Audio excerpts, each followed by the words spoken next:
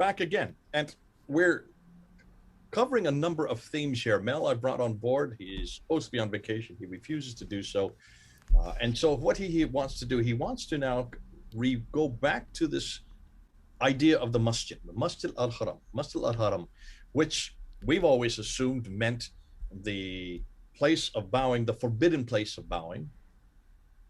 But as we're going to see now, it is not the first. And if you want to find out where the Masjid al-Haram is, it looks like the Masjid al-Haram is in Jerusalem. But is it the first? Are we looking at the Dome of the Rock? Is that the first? Mel's going to introduce some brand new material, and this is stuff I've not heard before. This is stuff you've not heard before. But coming from Mel, you pretty well know that he's scratching the surface. He's scratching in there where the rocks are, and he's pulling up all these gems, these nuggets of gold. So over to you, Mel. God bless you. Let's see what you come up with, and let's see if we're convinced. Okay. What I particularly like about this aspect of it is that we've got lots of early sources, reliable sources that we can depend upon, so we can really narrow down the dates and so on. So this is great. This is one of the rare times when we have got really good historical references. So we know from the written early sources that Umar entered Jerusalem in the period of 636, 637. There was a siege around that time, and Sophronius, I believe, allowed him in. I think it was 638. So we're talking, give or take a year or two in that time frame. Actually, the invasion was 636 to 637, but Sophronius finally permitted them to come over and take over Jerusalem in 638. So that's why the date 638 is always given. Yeah. So obviously the invaded Jerusalem, and one of the first places that Umar went to was the Temple Mount. So again, we're seeing the significance of it for the Saracens at that time. So we've got this really interesting source. Let me just move something out of my way here. John Moschus, writing the Spiritual Meadow in the 7th century. I'm just going to read directly from it down here. He gives us this little gem. He says, "The godless Saracens entered the holy city of Christ our Lord, Jerusalem, with the permission of God and in punishment for our negligence, which is considerable, and immediately proceeded in haste to the place which is called the capital. They took with them men, some by force, others by their own will, in order to clean that place and to build that cursed thing intended for their prayer, which they call a masjid. Sophronius excommunicated an archdeacon called John, a skilled marble worker, who did work on this building for pay." So this probably occurred in 638.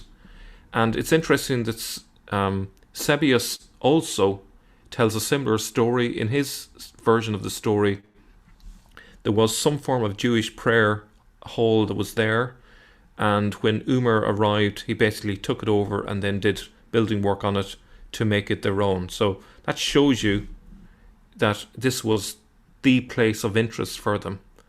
And it's interesting, that's the earliest definite reference to a masjid by this group in the 7th century. And where is it? On the Temple Mount. Now, if we look at what happened next, the monk Anastasius of Sinai informs us that he had witnessed clearing work being undertaken on the Temple Mount in 660. And this is from Robert Hoyland, by the way. On Friday the 7th of June, 659, there was a violent earthquake in Palestine and many places there collapsed.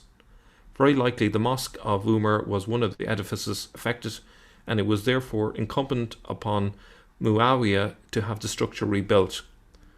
That both Umar and Muawiyah undertook building projects on the Temple Mount is confirmed by certain of our sources. So this is really solid evidence that this is where the masjid was. And so when the text of the Quran was being written, presumably the early versions of it were being written and referring to the masjid, I believe that this is the masjid that we're talking about.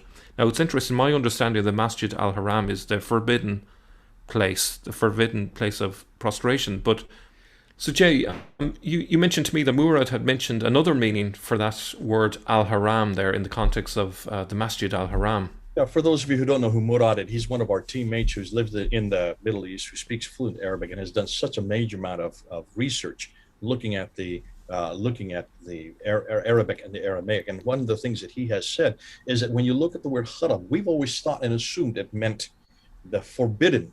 But he says no. There's another, probably a stronger meaning for haram is hollow. That is the hollowed place. Now, when I asked him and questioned, now, are you talking about then the hollow dome? He says, no, no, no, the dome didn't exist. Remember, the dome wasn't there until 691. He says it's underneath is the hollow place. Is that significant for you, Mel?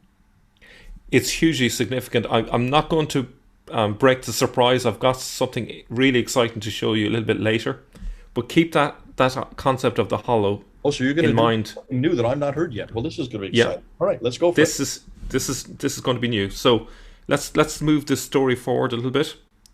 So we have a pilgrim's witness account in the year 670. A French bishop called Arculf. He was on pilgrimage to Jerusalem. He got shipwrecked off the coast of Britain, and his account was recorded in Adomnan's writings. He was an Irish monk who wrote it down in 700 AD.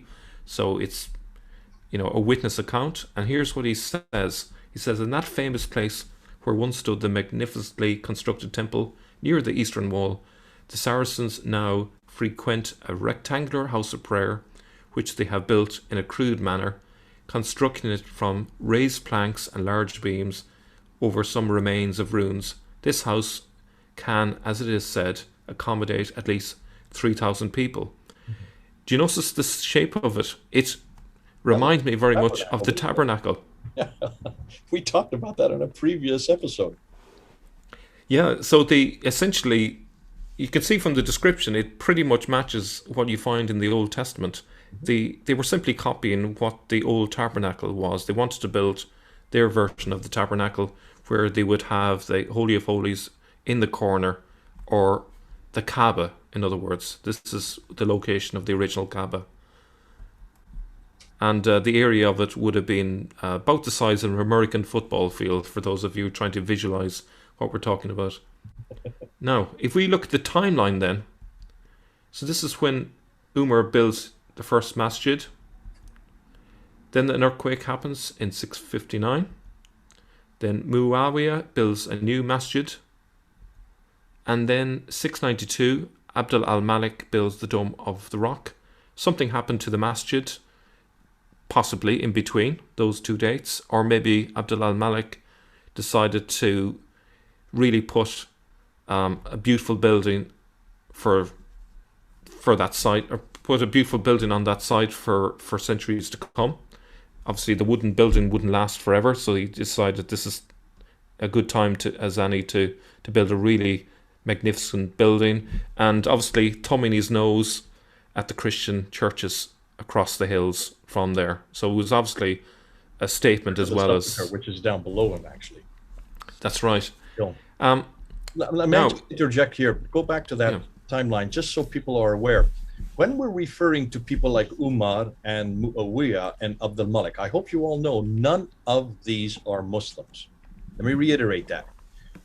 None of these are Muslims. We have pretty well substantiated that by looking at the coins, by looking at the rock inscriptions. There's nothing Islamic about all of them. Muawiyah, in fact, has coins where he's holding a cross and has a cross above his head, proving that he was either a Christian.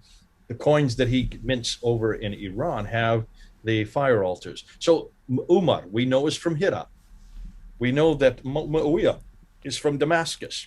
These are not Mecca and Medina, folks. Hira is what's present-day Kufa, which is over in the east in what is today Iraq. Damascus is way up, as you well know, way up in what is today Syria. So that if you have people like Muawiyah, and Abd al-Malik lives in Damascus as well, none of these people live down in Mecca or Medina, down in Arabia at all. They all lived in what is today either Syria or Iraq. And that's why, be careful. People think, so this is proof that Islam existed and these are what they were doing. This is the precursor. No. None of these are Muslims. These are not Islamic structures at all.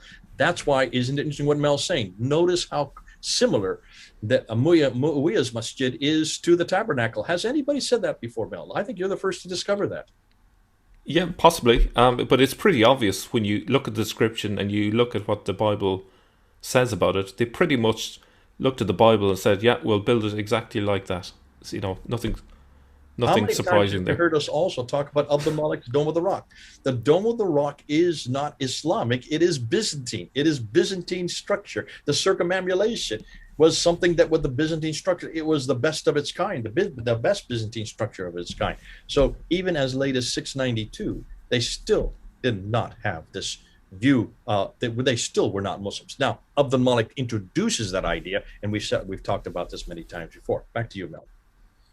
Yeah, so there's a surprise coming. So I want to talk about that hollow because we saw that the Masjid al Haram could mean the hollow. Hidden or hollow. Haram. Yeah. So okay, so you remember that place there, the place where Abraham was said to have sacrificed Isaac. This is called the Sacra. The altar of Abraham is another name for it, and it contains a number of well-kept secrets. I love secrets, and I'm going to reveal a couple of these secrets to you today, and they are really embarrassing as well, which is even better. So the Dome of the Rock, its alternative name, obviously, is the Mosque of Omar or Umar. The bit that is significant here is there's a hole there in it. This hole that's in the rock is supposed to have been made for the purpose of carrying off the blood of the animals sacrificed on the rock. And if we look at it there's one hole. I think that was a shaft that was put down into the hollow below. Now, in Jewish traditions, the Shakra is the place, as we said, where Abraham prepared to sacrifice his son Isaac. And there's the name for it there in Hebrew, which I'm not going to attempt to say.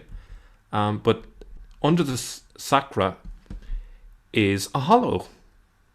Where have we heard this before? It's actually referred sometimes as the Well of Souls. You can go down some steps. It derives from a medieval Islamic legend that at this place the spirits of the dead can be heard awaiting Judgment Day. Again, do you remember that reference to Judgment Day coming up again? And you notice there's mihrabs. I wonder where the mihrabs are pointing towards. Are they pointing to Mecca? Be interesting. We'll come to that in a moment. Now, there's lots of interesting Islamic folk stories associated with. The cave was venerated as early as 902. Muslim tradition likewise places it at the center of the world and over a bottomless pit with the flowing waters of paradise underneath. Again, showing you how important Jerusalem was. A palm tree is said to grow out of the river of paradise here to support the stone. Muslims believe that the Sacra is suspended in the air and its only support is a palm tree held by the mothers of the two greatest prophets, Muhammad and Abraham. You'd imagine they'd have something better to be doing than holding that up. Noah is also said to have landed here after the flood, so they're really dumping lots of legends on this place. And an interesting one is there's a place, a projecting point. It's called the tongue, because according to their story, when Umar thought he had discovered the stone, which was Jacob's pillar in his vision, he exclaimed, "Peace unto thee," and the stone replied, "Peace be to thee and the mercy of God." So they even have a legend connecting Umar with a particular stone, but it gets better. There are 4 different qiblas in this cavern, and none of them are to Mecca. Are you aware of this? No, this is the first time I'm hearing it. So, as you go down the staircase, there are 2 mihrabs to the left. So, left, which is south, is the one dedicated to the prophet David. To the right, southeast, is a prayer niche dedicated to Solomon. I'll come back to that in a second. This mihrab is certainly one of the oldest in the world, considered to be, to date, at least back to the late 9th century. When you say 9th century, you're saying BC or AD? AD. Okay. Okay. And to the north is a small shrine dedicated to the prophet Abraham, and to the northwest another one dedicated to Elijah. So let me just go through these again. So in the northwest there's a mihrab dedicated to Elijah. I wonder why that is. When I looked into it, I found that northwest of there is Mount Carmel, where Elijah used to be. If we look at the next one, Abraham, why north of there? These are my suggestions, by the way. I may be wrong, but it kind of makes logical sense. So north of Jerusalem, You can see there that Salam is Jerusalem, Mount Moriah, and north of there is Shechem. Shechem was the first location that Abraham went to when he entered Canaan. It's obviously a very important place. It's one of the stations of Abraham. South of there, another mihrab is to David's palace. There's that one there. And then the southeast one is towards Solomon. But I've been unable to find out what exactly is connected southeast of there. So if any of you know, perhaps we can solve that mystery. But none of them are directed towards Mecca. Isn't that incredible? Can I have a question here? Yeah. If you're saying that the oldest one is the mihrab towards of Abraham's, is that what you're saying is the oldest one? Let me see. Or I the think prophet it's Solomon? The one to Solomon is the Solomon oldest. one. That's not till 9th century AD. Then these were all introduced into the haram, or the holy place, during the rule of Islam. Why would they put these four in there if these are all Muslim mihrabs? Yeah. Now there is dispute. I've gone for the most conservative date here on this one. Some, including Dan Gibson, believes that this early mihrab might go back to the beginning of the 8th century. But obviously, I'm being the most conservative on this. Nonetheless, it's after Abd al-Malik. That's still after Abd al-Malik, because that's 7th. Yeah. So whichever way you play it, whether it's early or late, it's equally as damaging. Yeah. You know. It's obviously, if it's 8th century, and you're going to say that the David and Abraham and Elijah would have been, those mihrabs would have been introduced around the same time or right after, immediately after Solomon. It seems to suggest, therefore, that these are still pre-Islamic. Yeah, I would say so, and they're obviously, well, it's not necessarily obvious, but it's probably that there were pre-existing customs that the Jews had towards these places, and they've just carried them on. But obviously, and could we at least agree on this, that these would be Umayyad? These probably would be Umayyad structures, not Abbasid. The Abbasids would have not included, because the Abbasids are the ones that take out all of this, anything that's biblical, and then introduce the idea of Muhammad and the Miraj coming on the back of the winged horse, Burak. They have to get him out of Mecca to get up there, so he has to come on a winged horse to then do the ascending the seven heavens. That is an Abbasid narration, or an Abbasid story. I think this is one of those aspects that the Abbasids overlooked. This one, I think you're right that this is more than likely a Umayyad one, but it's highly embarrassing, it's highly damaging, because there's obviously this is obviously an indicator that in the early days the story was very different, and you can see that it's not pointing to Mecca. Why is there not a mihrab towards Mecca? In fact, nothing is pointing to Mecca. Just go back again. We notice when you look at the Dome of the Rock, I'll just put this image of the Dome of the Rock again. Take a look. You notice the Dome of the Rock. You also have the Dome of the Chain. I'm just going to put an arrow to it. And then also look at the Al-Aqsa Mosque. All three of them, those are the three most important structures there on that whole citadel. They're all facing Petra. Not one of those three are facing Mecca. Yeah. Okay, so there's the mihrab there. And just wanted to bring St. John of Damascus in as well. And this is something that I've mentioned before, so I'll just mention it briefly. He in the 730s, he mocks the idea that they had a place that they were saying Abraham sacrificed Isaac, and he mentions down here at the bottom, he says that there's not wood for Abraham to cut down there, and it's not the place where you would leave donkeys. In other words, it's not a place that's suitable. So he was arguing that it doesn't fit with the Bible narrative. So that would suggest that they have moved the location from Jerusalem down to Mecca at this stage, because you don't have trees down there, and it's not a place for donkeys. It's obviously a place for camels. And and one other little thing before we finish there today is that we have a reference to the Caliph Mansur buildings on the site of Mecca in 754, expanding the area and so on. And this is in the Tab Akbar Makma or Makkah by the author Al Azraqi, writing about 100 years afterwards. So before 754, there is almost no reference to Mecca. We have that 741 reference, but apart from that, that's it. So it all looks very much like Mecca took off sometime in the early part of the 8th century. But I think based on what I've shown you earlier on in this video, that it looks very much to me that really it was Jerusalem in the early days is where the focus was, and then it got shifted eventually down to Mecca. So that's it from me. Come back to you. Here we go again. I mean, you're just coming up with gem after gem after gem.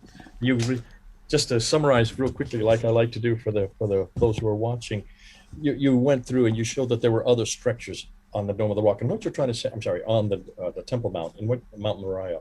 And I think what is fascinating here, you're showing almost everything we are seeing that Islam has finally created or finally settled on during the Abbasid period. If you go back to the 7th century, as we've always asked you to do, when you go back to the 7th century, look and follow the evolution of how Islam finally created this. So what you have here is that this Masjid al-Haram, that there is a masjid after masjid after masjid. You've pointed to 3 different ones already. Thanks so much, Mel. You talked about that John Moscus, who refers to the masjid of Umar. Umar, who comes from Hira, which is today Kufa in Iraq. He invades, takes over Jerusalem in about 638, and he then refers to this masjid, but this John Moscus talks us about this cursed masjid. He's referring to how did this guy put this masjid up there, because this is a Jewish site. So you can already see there's antagonism between the Arabs and the Jews, even this early. We're talking about 638. Anastasius, then in 660, you talk about the time of, this is when, just before Muawiyah comes to power in 661, and that Muawiyah then builds the masjid there, rebuilds it in around 660, 661. Aruf or Arkuf in 670, then you refer to, talks about that the shape of this place that was built there was long, much like what we know as the Ark of the Covenant, or the Tabernacle. Sorry, not Tabernacle, yeah. The Tabernacle that you see in Judaism.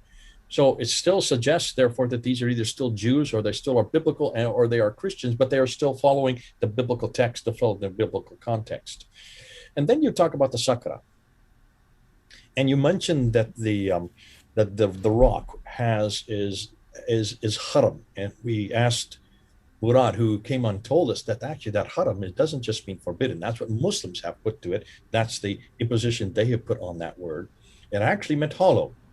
So the hollow masjid, or the hollow place of bowing. Well, if you take a look today, it's still there, and that's underneath the rock. I didn't know this. This is good that you're bringing this up. This hollow below the rock. And when you looked at that, you said if you go down there, you will notice that there are not just one mihrab. Now, for people who don't know what a mihrab is, if you were to go into any mosque today, anywhere in the world, you will see a niche that's put at where the whole masjid is facing, and that would be the prayer point. That's where the prayers go. That is the mihrab that would show where the qibla was. That means the direction of prayer. Well, you said that there are 4 of these mihrabs that have been placed down there, and they are even named. And it's fascinating, the names you gave to them. You have one that is named, that's going towards the northwest. That's the Elijah mihrab. You have one that's going straight north, that's facing, you say, Shechem, which is the Abrahamic mihrab. You have one that's facing straight south, which would be the Davidic mihrab. And then you have one facing southeast, southeast, which would be Solomon's mihrab.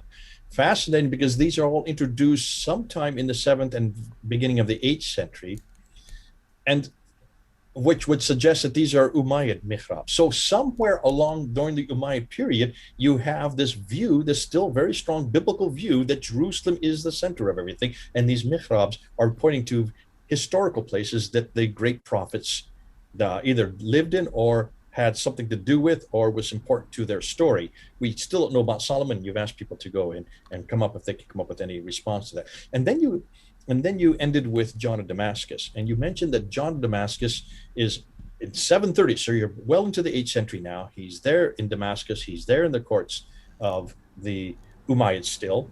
They're weakening and weakening and weakening. And the Abbasids still haven't come to power, and he mocks them. And he says, why are you now talking about this place where the sacrifice is going on? He knows it's in Jerusalem and Mount Moriah, but now it's been changed to another place that has no wood. Well, what has no wood? Where is a place that's devoid of any vegetation? That's Mecca. So it looks like around the 730s, that's when Mecca is chosen, which fits exactly our timeline. This fits our timeline perfectly. And if you just scratch around, you can see how this all fits together. I love this smell. So by looking at the masjid, Paul introduced it in his talk and his video. You've taken it a step further and says, let's continue with that masjid. Let's look and see why Jerusalem is so important. Not only because it's important in the 7th century, it's important to the rulers who were there, Umar, and certainly Muawiyah and Abdul Malik. It's important to all three.